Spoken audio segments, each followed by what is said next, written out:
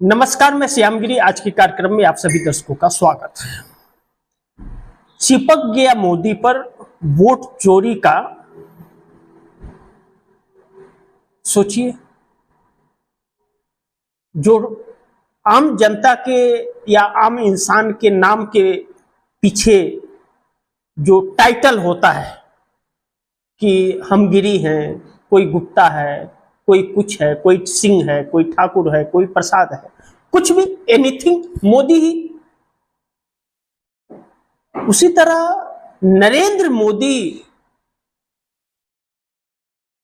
के ऊपर वोट चोरी का टाइटल चिपक गया। और वोट चोरी का टाइटल चिपकना, एक बार आप दर्शकों को याद है ना, लोकसभा चुनाव के वक्त पनौती शब्द चिपक गया था, हट ही नहीं रहा था, हटने का नाम ही नहीं ले रहा था। तो मध्य प्रदेश, छत्तीसगढ़, राजस्थान चुनाव जीता गया तो पनौती शब्द हटा। लेकिन वह कैसे जीता गया? मध्य प्रदेश, छत्तीसगढ़ और राजस्थान कैसे जीती भाजपा कि वह पनौती शब्द हट गया? उससे भी बड़ा, राहुल गांधी ने पूरा पोल खोल दिया। यानी कि राहुल गांधी ने जो चोरी, वोट चोरी का जो भंडाफोड़ किया है, जो मोदी के डंका को फोड़ा है, वह टाइटल वोट चोरी का मोदी के नाम के पीछे जुड़ गया, कुर्सी के पीछे जुड़ गया। प्रधानमंत्री की कुर्सी के पीछे वोट चोरी का टाइटल जुड़ गया। यह बहुत दुर्भाग्यपूर्ण है, क्योंकि नरेंद्र मोदी एक अलग चीज है और प्रधानमंत्री का पद एक अलग चीज है। प्रधानमंत्री का कुर्सी पद हमारे देश के लिए गरिमा का विषय है, लेकिन नरेंद्र मोदी उस पर जो बैठे हुए हैं, उस पर बैठने के लिए जनता के वोट लेकर के आने पड़ते हैं, और उसी वोट की चोरी का टाइटल लग गया नरेंद्र मोदी के ऊपर। अब दिल्ली में राहुल गांधी ने खुलासा किया, विस्तार से सब कुछ बताया। आप दर्शक पिछले वीडियो में हम लोग की जाकर देख सकते हैं। और उसके बाद बेंगलोर में जो गरजे राहुल गांधी, हालांकि जो प्रेस कॉन्फ्रेंस दिल्ली में हुआ, वोट चोरी का खुलासा हुआ, राहुल गांधी ने किया, वह बेंगलोर में होना था, लेकिन शिबू सोरेन के निधन के वजह से 5 तारीख को नहीं हुआ, तो राहुल गांधी ने 7 तारीख को दिल्ली से किया। पूरी दुनिया में नरेंद्र मोदी के कारनामों की चर्चे हैं। पूरी दुनिया में नरेंद्र मोदी के कारनामों के चर्चे हो रहे हैं कि वोट चोरी की सरकार, यानी कि लोकतंत्र का हनन। इस बात से इनकार नहीं किया जा सकता। लेकिन बेंगलोर के अंदर राहुल गांधी जो गरजे, और चुनाव आयोग कह रहा है कि माफी मांग लीजिए या हलफनामा में सिग्नेचर करके दीजिए।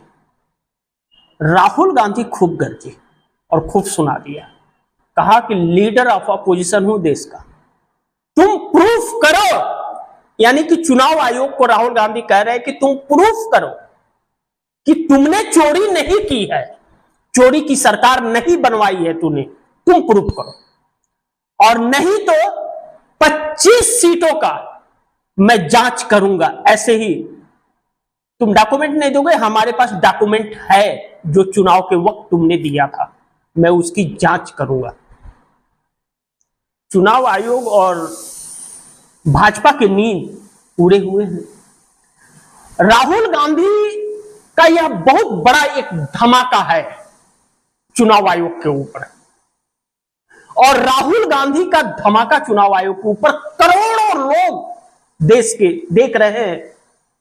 हमारे देश की वह मीडिया जो अपने आप को टीवी चैनल या मेन स्ट्रीम मीडिया कहती है, उसके अखबार के पन्नों में तो नजर नहीं आया। लेकिन विदेशी कोई ऐसी मीडिया नहीं बची जिस पन्ने के फर्स्ट पेज पर राहुल गांधी का नाम ना हो। यानी कि नरेंद्र मोदी चेहरा दिखाने के लायक भी नहीं बचे। यूं कहें कि राहुल गांधी ने चेहरा दिखाने के लायक भी नहीं छोड़ा, तो इस बात से इंकार नहीं किया जा सकता। अब चुनाव आयोग की मिली भगत से मोदी, चुनाव आयोग की मिली भगत से मोदी से विश्व में छिछलेदर नरेंद्र मोदी का हो रहा है कि चुनाव आयोग की मिली भगत से सरकार बनी हुई है, और एक तरह से यह कहा जाए कि मोदी ने छिछलेदर मचा दिया चुनाव चोरी करके। यह मैं नहीं कह रहा हूं, यह शब्द आम जनता कह रही है, और आम जनता आक्रोश में है और राहुल गांधी के पीछे मजबूती से खड़ी हो गई है। अब राहुल गांधी का यह धमाका चुनाव आयोग और नरेंद्र मोदी को जीने नहीं दे रहा है। भारतीय जनता पार्टी में सन्नाटा और खौफ, डर है। जो नरेंद्र मोदी 11 सालों से लोगों को डरा रहे थे, डरा करके और चुनाव आयोग के साथ और गोदी मीडिया को साथ लेकर के जो खेल खेल रहे थे, उस खेल का भंडाफोड़ हो गया। यानी कि मोदी की डंका जो बज रही थी उसकी लंका लग गई। यूं कहे कि मोदी का ढोल फूट गया तो भी इसे कोई इंकार नहीं कर सकता। लेकिन अब सवाल यह है कि पूरा विपक्ष, जिसके पास 65% इस देश का वोट बैंक है, लेकिन अब तो आप 80% कह सकते हैं कि 80% है, क्योंकि भाजपा के पास 20% भी वोट नहीं है इस देश का।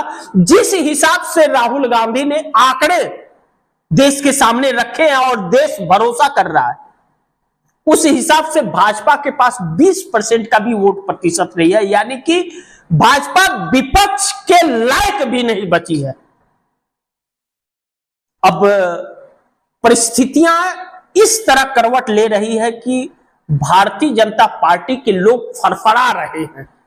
मैं अक्सर अपने कार्यक्रमों में आप दर्शकों को कहता था, ऊपर वाले की लाठी में आवाज नहीं होती, क्योंकि उसकी लाठी जब चलती है तो फिर जबरदस्त चलती है, कोई बचा नहीं पाता है। विनाश काले विपरीत बुद्धि, इनका विनाश होना था, बुद्धि भ्रष्ट हो गई थी, जो एक एक कारनामे करते गए और ऊपर वाले ने ऐसा हथौड़ा चलाया कि भंडाफोड़ हो गया नरेंद्र मोदी का। अब तो बोलने लायक भी नहीं बचे, और उस मीडिया का जो इनके साथ है उसके ऊपर भी देश की नजर है, और वह आज भी बचाने में लगा है। लेकिन जनता, राहुल गांधी के साथ जो जनता का काफिला, कारवां एक निकल पड़ा है सपोर्ट में, सब धराशाह हो रहा है।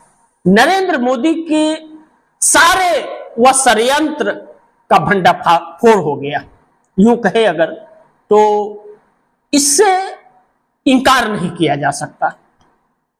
अब ऐसे में जिस एनडीए गठबंधन के नरेंद्र मोदी हैं, आप सोचिए आप दर्शक, क्यों एनडीए की बैठक बुलाई गई थी? भाजपा की बैठक बुलाई जानी थी, एनडीए की हो गई, बुलाई गई। और भाजपा की 2024 4 जून को रिजल्ट आने के बाद लोकसभा का आज तक नहीं बुलाया गया।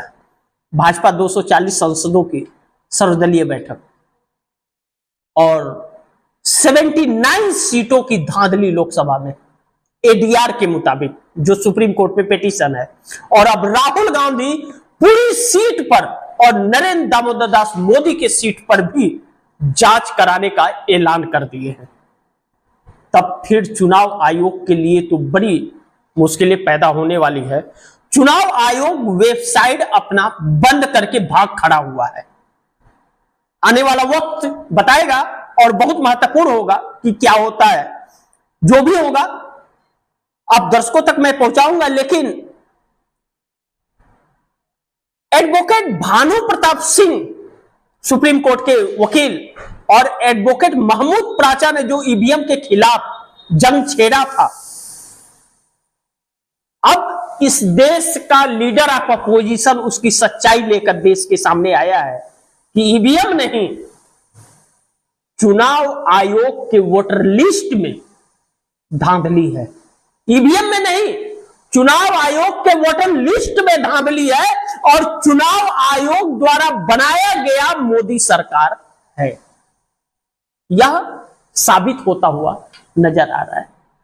वक्त वक्त की बात है, आने वाला वक्त क्या होगा और क्या गुल खिलाएगा यह देखने की बात होगी।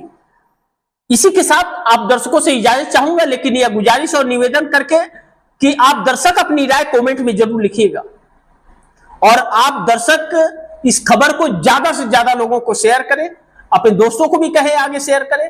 आपने अगर चैनल को सब्सक्राइब नहीं किया सब्सक्राइब कर लीजिए, अपने दोस्तों को भी कहिएगा चैनल को सब्सक्राइब करें। मिलते हैं फिर अगली खबर के साथ, तब तक के लिए नमस्कार।